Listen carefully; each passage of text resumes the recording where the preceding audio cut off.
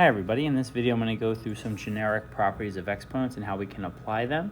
There is going to be some delta math problems to try after. This is just kind of a refresh of some of the skills that you did last year in Algebra 2. It's going to be quite generic, but I'm really going to ask you to apply them. So please make sure, if you're not sure how we can apply them in greater context, to come see me and ask questions.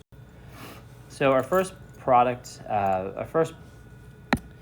property is the product property, meaning if I have two same base exponent powers and I multiply them, I can add the actual exponent. So this would be 6 to the 7th, whereas here would be x to the 7th.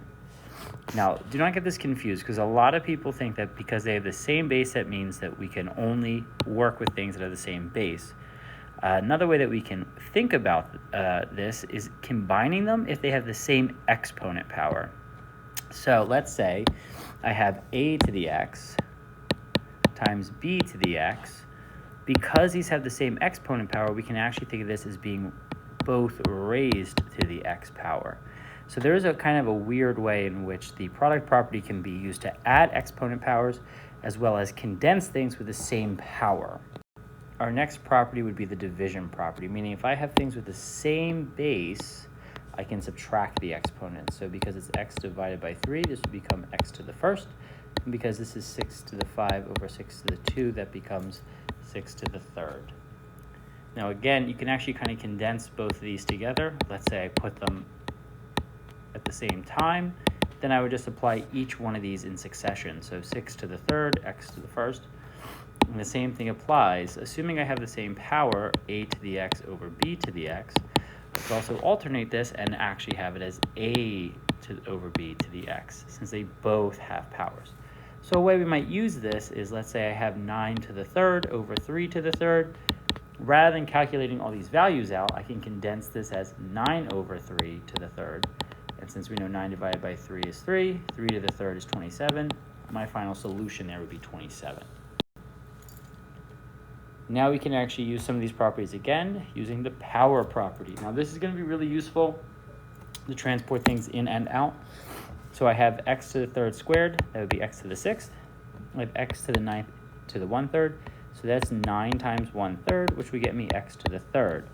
Again, that's a really generic application of these, but be very clear of making a common mistake where if there is a plus going on in between. So if I have a squared plus b to the third, that's really all I can do unless I plan on actually multiplying out a squared plus b plus a squared plus b times a squared plus b. You cannot do that.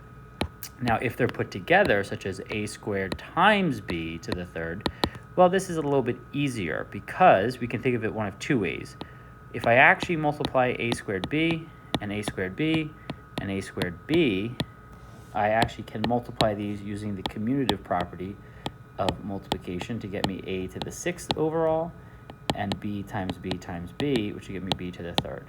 Likewise, you can think of it as distributing the exponent power. So just to kind of reinforce what I just said, whether it's a power written in there, we can get 6 squared x squared. Since we can evaluate this, we should. Same thing with the square root. Now, when you see a square root, anything to the 1/2 power is the same as the square root. So I can think about multiplying these directly. That gets me x to the second and y to the fourth.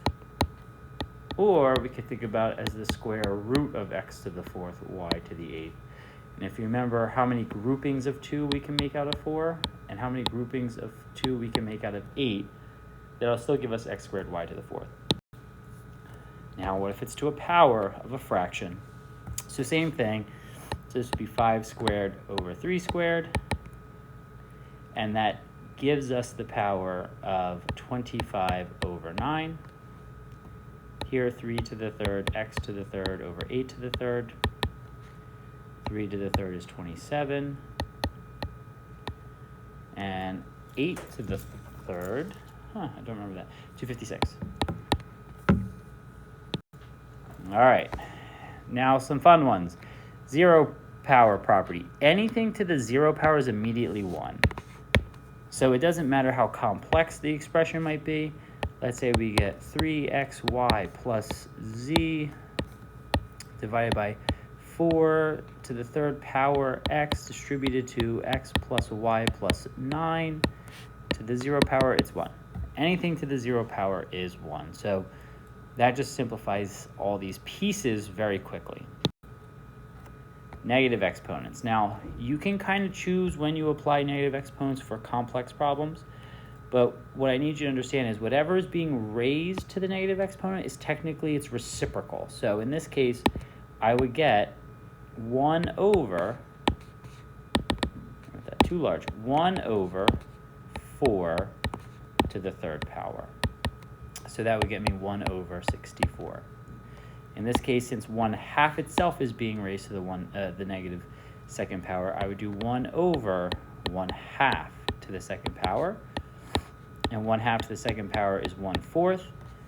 One common trick I will show you that a lot of people like to get rid of denominators in fractions, let's use multiplication. If I multiply both numerator and denominator by 4 over 4, I get 4 over 1. So my final solution there is 4, okay? Now, what we might see very frequently is something like this, 1 over x plus y to the negative first power. And here's how this will work into our benefit. If I do 1 over x plus 1 over y, if I think about what I could multiply both numerator and denominator by to cancel the denominator, by simply multiplying by y, I eliminate a lot of the need for making common denominators as well as flipping fractions, and you're more likely to make a mistake. If we just use this multiplication technique where we really multiply by 1, because multiply by y over y is 1, I get rid of the denominator and I've actually kind of reduced all these common denominator problems. If you try doing this problem, 1 over x plus 1 over x, or 1 over y, with a common denominator method, you're going to see the same result. And I'll show you really quickly. So I have to make this xy over y plus 1 over y. Right now they have a common denominator, xy plus 1 over y. And some people remember if there's a denominator, it goes to the top. Okay, so if you count the number of steps I made here versus the one step I made to multiply, you'll see that it is much more effective to use the common denominator as a way to eliminate all my fractions at the same time and get to the same result. And finally, the fractional power property. Now, some of these we can actually evaluate, other ones we cannot. So just remember that any x to a power, a and b, this is the power and this is the root. So if I have 4 to the 3/2, that's the same as me saying the square root of 4 to the third, or the square root of 4 to the third power. You can choose to evaluate this either way, but maybe in this case it's a little bit easier. The square root of 4 is 2, 2 to the third is 8. Let's say you remember this is 64, square root of 64 is 8. So you get the same result both times. It's just a matter of what is easier. Sometimes it's easier to take the square root or the cube root. Sometimes it's easier to expand up. It tends to be easier to go down first, then use the power second, but not always the case. And then finally, 7 to the 5th over 6, that would be the 6th root of 7 to the 5th, or, sorry, that looks like 75, 7 to the 5th, or the 6th root of 7, raise that to the 5th power. So both of those solutions would be correct. Okay, I hope this was helpful. Try some of the problems in the Delta Math assignment. They're going to be a little bit tougher, but it's going to ask you to kind of put these powers together and these properties to use and simplify some pretty complex exponential terms. So thanks. I'll see you in the next one.